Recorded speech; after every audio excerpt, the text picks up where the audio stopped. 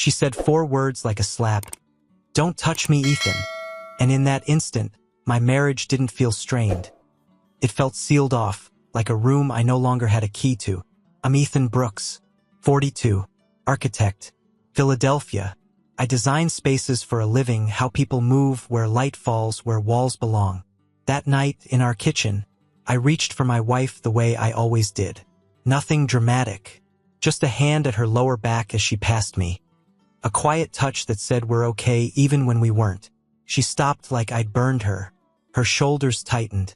Her face didn't turn all the way toward me, like even my eyes were something she didn't want on her. "Don't touch me, Ethan." 4 words. Not yelled.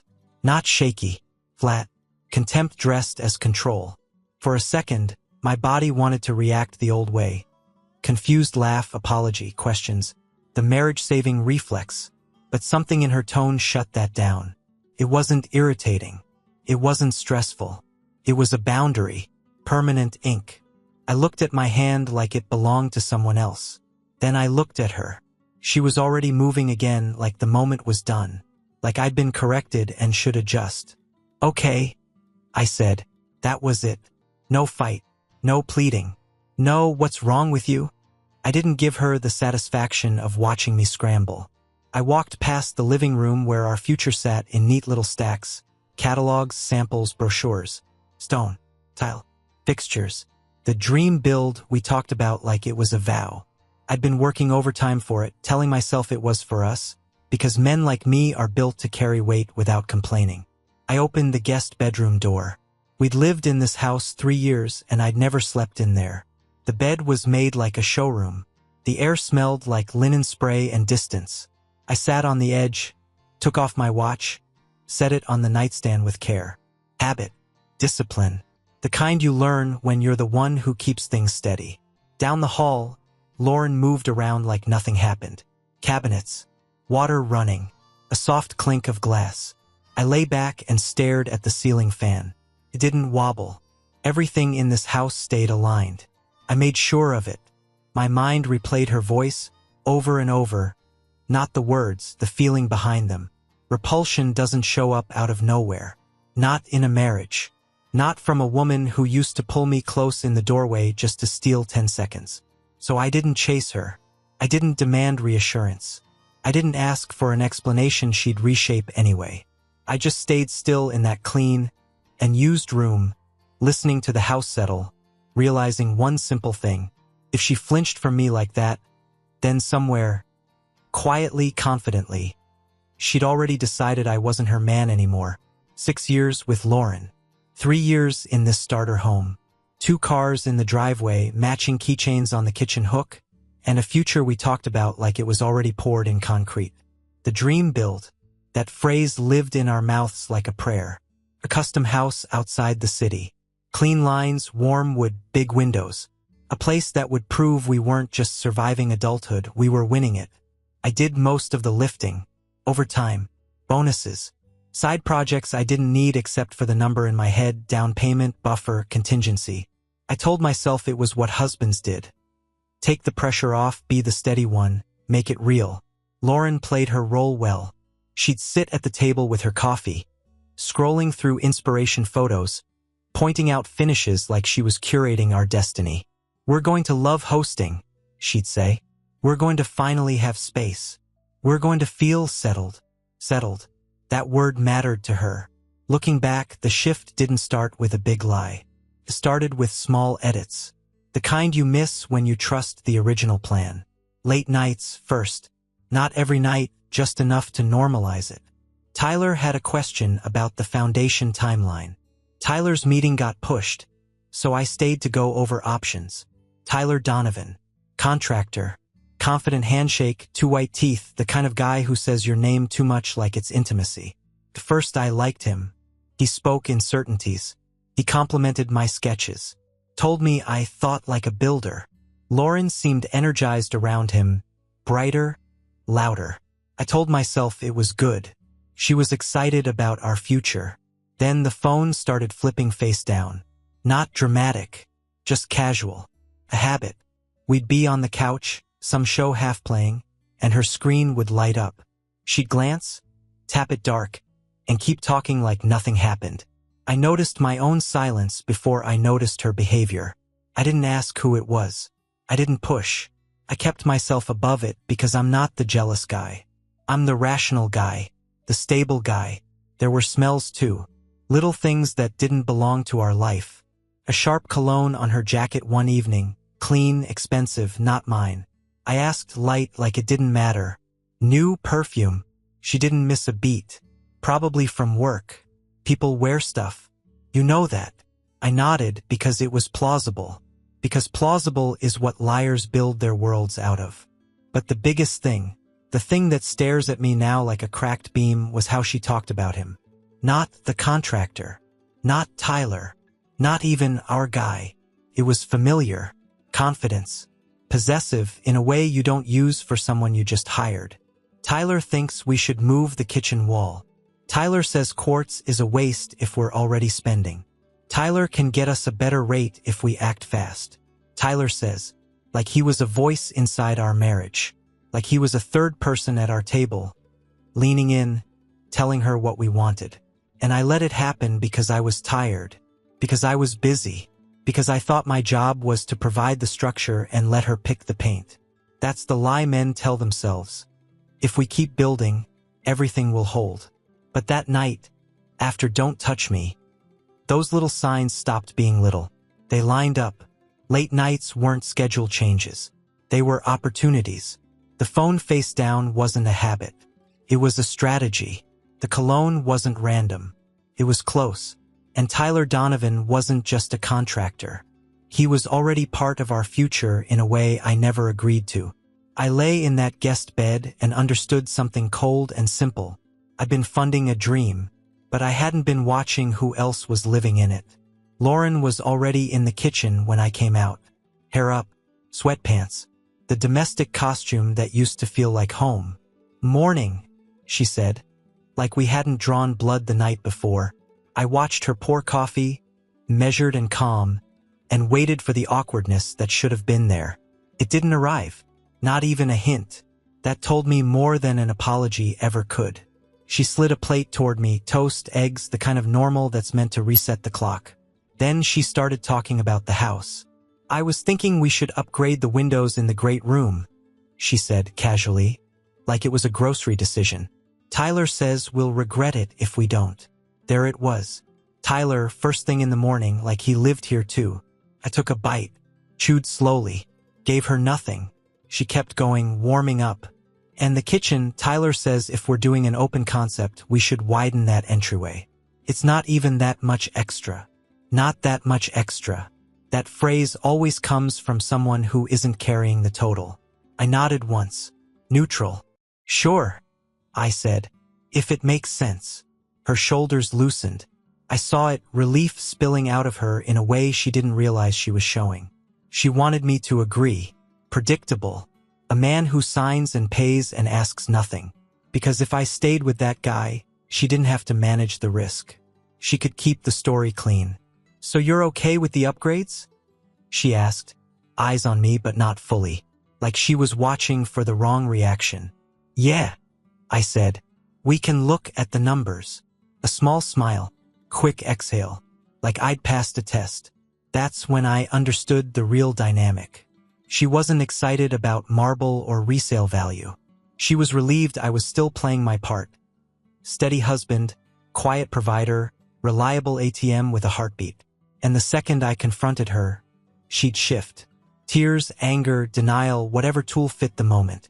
She'd reshape the night before into Ethan was being cold. Or Ethan's been distant. Or I'm under so much stress. She'd make me the reason. I'd seen it happen in other people's lives.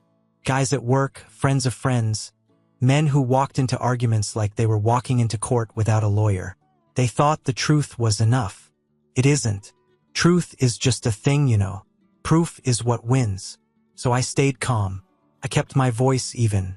I asked a couple shallow questions about timelines and permits, like I was just the architect husband doing due diligence. Lauren's posture stayed soft, her tone light.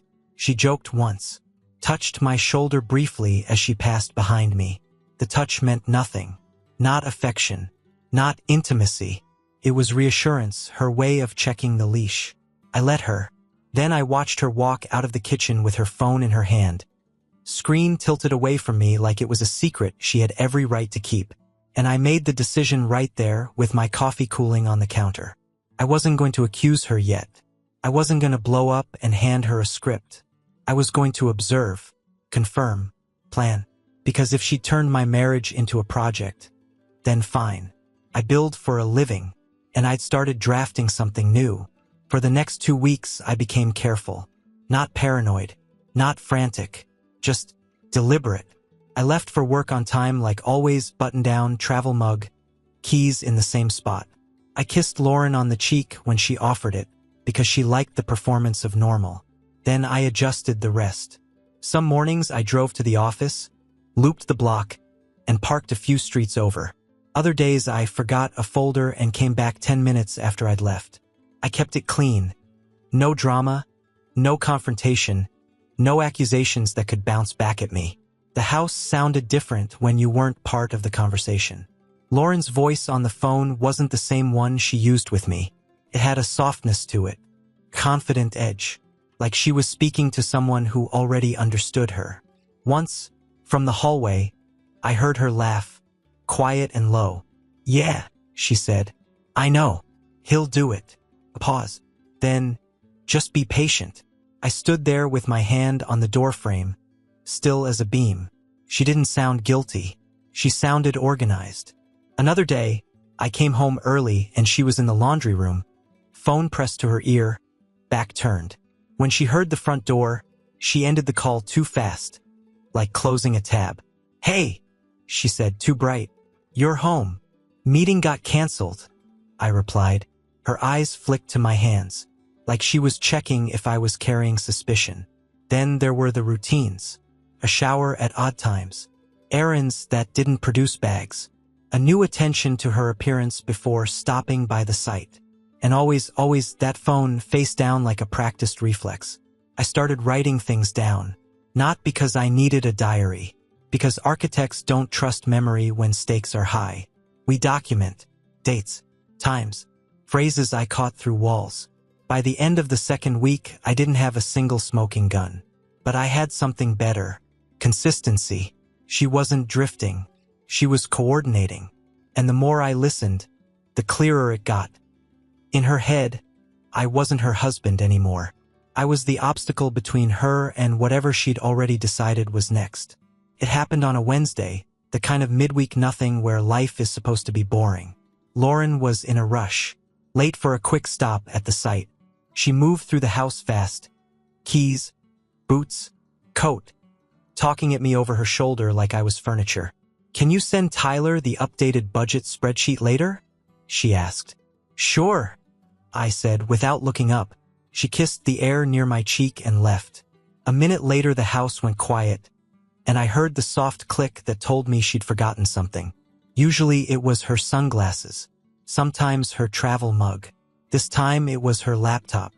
It sat open on the dining table, screen still lit, like it was waiting for me. The cursor blinked in a message window. A preview notification slid into the corner. "Tyler Donovan. Friday is perfect. He won't suspect." My body went cold at first, then hot, like my system was trying to choose between shutting down and tearing something apart. I stood there longer than I should have, fighting the version of myself that still wanted to be decent. The version that believed privacy meant trust. Then I remembered her voice. "Don't touch me." And I touched the trackpad. The thread opened. No flirting. No messy guilt. No "I miss you" garbage. Just planning. They talked about upgrades the way predators talk about closing distance. Push this. Add that. Frame it as smart investment. Get me comfortable with bigger numbers. Tyler wrote like a man who'd done this before. Confident, casual, sure of the outcome. Lauren responded like she was managing a project, not a marriage. One message hit harder than the rest because it stripped away every excuse I tried to give her in my head. Not just that she was sleeping with him. She didn't even treat me like a person anymore. She treated me like funding. They discussed loans, how to structure the payments, How to make it look like our decision while the risk sat heavy on my shoulders. Then the line that finished it, Lauren, once it's ours on paper, I file. He'll be stuck with the payment either way. I read it twice, 3 times, like repetition would change the words. Didn't. My hands were steady. That surprised me. I expected shaking. I expected a rush of panic. Instead, I felt something settle into place, like a final beam dropping into a frame. I took screenshots, every part of it, dates, names, the parts where they talked like I was a problem to solve. I emailed them to myself. Then I backed them up again. Quiet, methodical, no hesitation. When I closed the laptop, the room felt different, like the air had been replaced. I didn't break anything. I didn't scream into the empty house. I didn't call her. I grabbed my coat and walked, for hours, through cold streets, past restaurants and couples and people living normal lives. I let the rage burn down into something cleaner. By the time I came home, I wasn't guessing anymore. I wasn't hoping anymore. I wasn't debating the truth. I'd seen the plan. And once you see the plan, you stop being someone things happen to. I called in sick the next morning.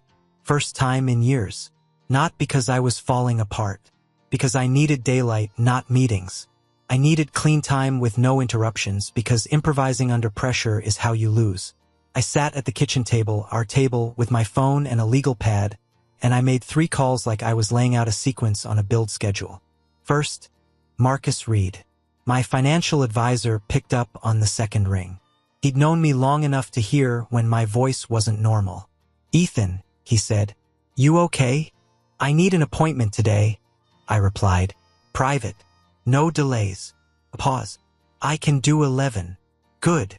Second call. Catherine Winters. Top divorce attorney in the city. The kind of woman who doesn't sell comfort. She sells outcomes. I'd heard her name through colleagues, the way men pass around the names of surgeons and pit bulls. Her assistant tried to push me out for a week. "I'm not calling to chat," I said. "Tell her I'm calling before things move."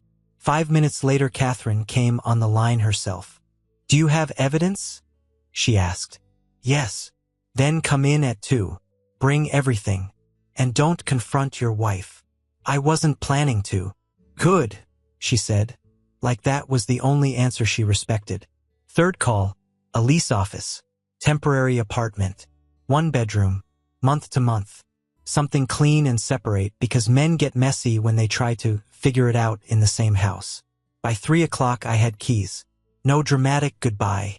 No suitcase dragged down the stairs. Just an exit ready when I decided it was time. The rest of the week I acted normal. That was the hardest part, not because I missed her, because I could see her now, and it killed the old version of me. I kissed her goodbye in the morning. I asked about her day. I nodded at her talk about tile samples and lighting fixtures. At night, we sat on the couch like we were still a couple, and she leaned into the comfort of my predictability. Tyler's name came up constantly. "Tyler thinks Friday is the best day to sign. Tyler says we should bring champagne." I smiled when appropriate. I kept my tone level. I stayed in the role she needed me to play. But inside, I wasn't building a house anymore. I was building protection. Money separated. Legal strategy drafted. Exit staged. A different structure entirely, one designed to hold my weight alone. Friday came with that fake brightness people put on when they think they've won. Lauren was up early, moving through the bedroom like she had a schedule inside her bones. Hair done. Makeup sharp. Outfit too polished for paperwork. "Big day," she said, smiling at the mirror. "Tyler's already there. He said he wants everything perfect." Of course he did. She leaned in to kiss me, and I gave her the same version of me I'd been giving all week. Calm, steady, unbothered. "Go ahead," I told her. "I'll meet you there."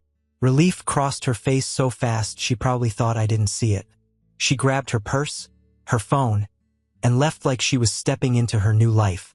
The moment her car turned the corner, I moved. No anger, no shaking hands, just execution. I loaded 2 bags into my trunk. Already packed, already staged. A few essentials. Clothes, documents, The things that mattered and the things that couldn't be replaced. Then I drove to the apartment, dropped everything inside, and locked the door. After that, I went somewhere neutral, a coffee shop near Center City where nobody knew me. I sat by the window with a black coffee and watched strangers live their normal mornings. I didn't check my phone for a while. I let the clock do what it does best. 10:07, the first call came. Lauren. I didn't answer. 10:12, another. At 10:16, a text. Where are you? They're ready. At 10:21, the tone shifted. Ethan, answer me. I took a slow sip of coffee, let the heat settle my chest. At 10:33, Tyler called. That one made me smile, small, humorless. By 10:40, Lauren's texts were no longer pretending. This isn't funny. They're waiting. Pick up. Now. I waited until 10:58. Not because I enjoyed it, because timing matters. Because every minute I wasn't there, their confidence turned into panic in real time. Then I answered. Ethan? Lauren snapped, breathless. Where the hell are you? I'm not coming, I said. Silence. Not empty, loaded. What? She said. I pulled my contribution. I continued, voice even. There's no deposit. No signing. No champagne. Her inhale sounded like a cut. What are you talking about? She tried, but the script was already falling apart. I'm talking about how it was never our dream home, I said. It was my money being converted into your future. She started talking fast, stacking words like she could rebuild control by volume. This is insane. You're embarrassing me. Tyler's here. Good, I said. He can hear you. Another pause. I pictured Tyler standing there, hands in his pockets, trying to look calm while the ground shifted under him. Lauren's voice dropped, sharper now. You can't do this. We've worked for this. No, I corrected. I worked. You coordinated. Her breathing went uneven. The panic was finally honest. Ethan, please just come. We can talk about this after. I looked out the window at people crossing the street with shopping bags and headphones, like nothing in the world was collapsing. We're not talking, I said. I'm done. Then I hung up. And in that quiet after, I felt it clean and final. The trap didn't close, because I didn't step into it. Tyler didn't call again after Friday. Not once. That told me everything I needed to know about what he was. Contractors like him don't build houses, they build exits. The second the deal died, he evaporated. Lauren didn't evaporate. She multiplied. By Monday, my phone started buzzing with names I hadn't heard in months. Mutual friends, her cousin, one of her coworkers I'd met twice at a holiday party. Hey man, just checking in. Lauren's worried about you. Are you okay? This seems out of character. That's how she framed it. Not as betrayal. Not as consequences. As for me being unstable. I didn't respond.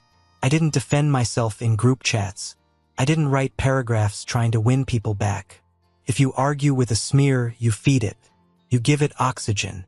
Instead, I met Catherine Winters in her office again, and we kept things clean. She read the screenshots like she was reading an inspection report. No yelling, no threats, no dramatic texts, she said. You keep your communication minimal and documented. Let her talk. We'll file. So we filed. Catherine went proactive, motions, disclosures, requests that forced timelines. She didn't posture. She cornered me. She treated Lauren's story the way an engineer treats a weak joint. Apply pressure until the truth shows. Lauren's response was predictable. She tried to control the narrative with emotion. She told people I was controlling, that I was obsessed with money, that I'd become cold and suspicious and she felt unsafe. It was a performance, but it was an effective one, because the audience wanted a simple story, and husband snapped is simpler than wife planned to exploit him. There were days the humiliation landed anyway. Not because I doubted myself, because I saw how fast people choose comfort over accuracy. I'd walk into a room and feel the shift. Conversations stopping. Eyes doing math. At work, I kept it professional. I didn't rant. I didn't let it touch my drawings. I showed up, delivered. Went home to my temporary apartment with its blank walls and quiet air. The court took its time the way it always does. Depositions, financial statements, questions that felt invasive not because I'd done something wrong, but because everything becomes material when lawyers are involved, work hours, spending texts, calendar entries. Lauren's attorney tried to spin it into a marital misunderstanding. Stress, pressure, a wife overwhelmed, a husband who overreacted. Catherine didn't argue feelings. She argued intent. She introduced the messages, the upgrade strategy, the loan structuring. The line about filing once was hours on paper. You could feel the room change when those words hit. Even people trained to stay neutral have tells. A pause, a glance downward, a pen that stops moving. Lauren tried to explain it away.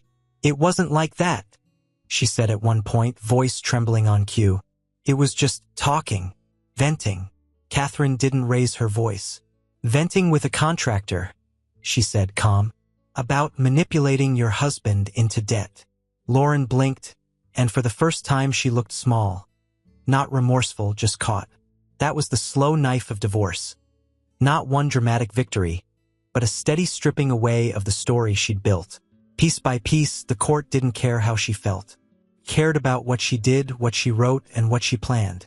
And somewhere in the middle of it, some random afternoon when I was staring at a stack of documents like they were blueprints for a life I no longer wanted, I realized the truth. I wasn't fighting for a house. I was fighting for the right to never be used like this again. So I stayed quiet. I stayed steady. I let Catherine do what she did best. And I watched Lauren learn the difference between controlling a man and controlling a process. The divorce didn't end with a bang. It ended with signatures, months of filings, disclosures, posturing, and carefully worded threats. All of it collapsed into a few pages that said, in legal language, what my gut had known the day I saw Tyler's messages. This marriage was over long before I admitted it. Catherine got me what mattered.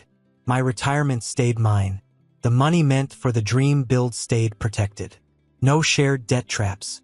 No creative refinancing. No slow bleed disguised as compromise. Lauren kept the starter house. Fit in a way. She wanted something that looked like stability from the outside, even if the structure underneath was rotten. Let her have it. When it was done, I didn't celebrate. I didn't post. I didn't get back out there like a man trying to prove he was fine. I just went back to work and let routine rebuild my nervous system. A few weeks later, I got promoted project lead on a new commercial development.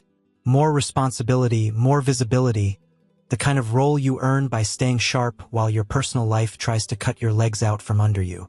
That's where Hannah Carter came back into my world. Structural engineer, smart, direct, the type who doesn't talk in circles because she doesn't need to. We'd crossed paths years ago on a job downtown. She'd corrected one of my load assumptions without apologizing for it, and I'd respected her immediately. We ended up on the same site again, walking a slab in hard hats, reviewing a steel schedule. She looked at me, really looked, then said, "You seem quieter than you used to be." "Had a loud year," I replied. She didn't ask for details, just nodded like she understood the concept without needing the story. Later, she asked if I wanted to grab coffee after the site meeting. Not flirty, not needy, straightforward. Coffee turned into conversations. Conversations turned into dinners. Not fast, not desperate. No promises spoken like prayers. Just two adults moving with intention. Hannah didn't try to fill the empty space Lauren left. She didn't demand access to my pain. She didn't perform empathy like it was currency. She was steady. And after what I'd been through, steadiness felt like luxury. Around that time, I started designing again. Something personal. Not a dream house. Not a monument to a marriage. A smaller place. Sustainable. Clean. Efficient. A home built for one man's peace. Not two people's appearance. I obsessed over foundations more than finishes. Over drainage, load paths, insulation, things you don't see, but feel when they're wrong. I learned to respect the invisible work again. The day the framing went up, I stood on the lot alone for a while. No champagne, no photos, Just quiet wood skeletons against the sky, honest in the way unfinished things are. I walked the outline of the living room, the kitchen, the porch, and I felt something I hadn't felt in a long time. Ownership, not of property, of myself. Hannah came by later that afternoon, boots crunching gravel, hands in her jacket pockets. She didn't gush. She didn't pretend it was magical. She just stood beside me and said, "Good bones." I nodded. That's the point. We looked at the frame for a moment, both of us seeing what it could be. Not because we needed it to prove anything, but because it was real work done clean. In the end, that was the lesson Lauren accidentally taught me. The facade is easy. The foundation is everything. And I'm done building anything with someone who doesn't respect the structure. Subscribe and stay one step ahead of cheaters. And trust me, the next story makes this one look like a fairy tale.